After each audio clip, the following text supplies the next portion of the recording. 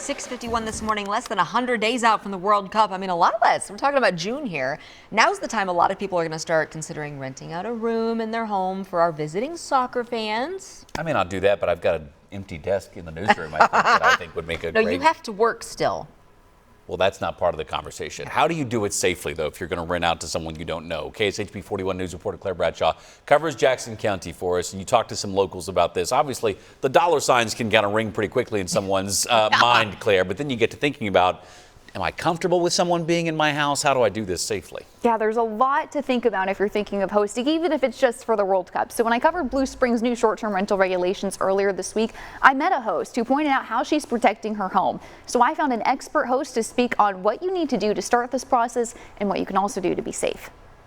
We remodeled our basement because of that flooded area, and it ended up being this. Anita Cordell has been renting her Blue Springs basement for the past 3 years. Well, I named it Blue Safari Basement Lodge. On Cordell's listing, it shows the safety measures in place for her guests, like smoke and carbon monoxide alarms, but also what she has to protect her home. If you're wanting to use your personal property as a short-term rental, make sure that you feel safe. And what we did was we added extra camera security outside. We also added some security to go into our entryway into the house. We added some special security there so that we feel personally safe.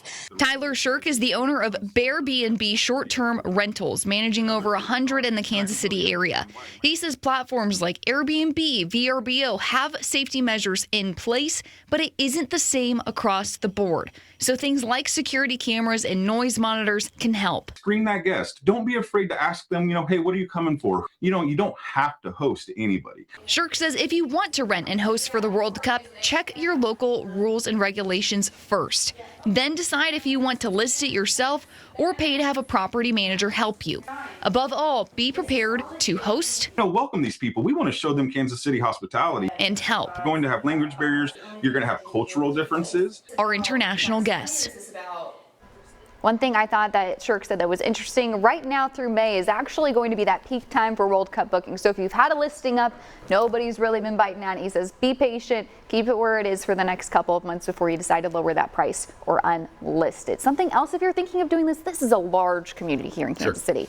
There's the KC Short-Term Rentals Association. There are other groups that you can look to for advice on where to start, how to get this process going.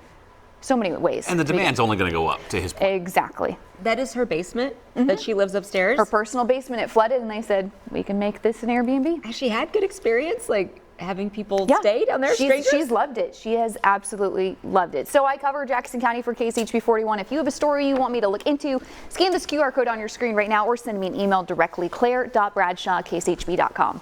Thanks, Claire. I know so many people have been going, could I do that? Yeah. It's a big step if you're going to make that decision, though. All right, Mark.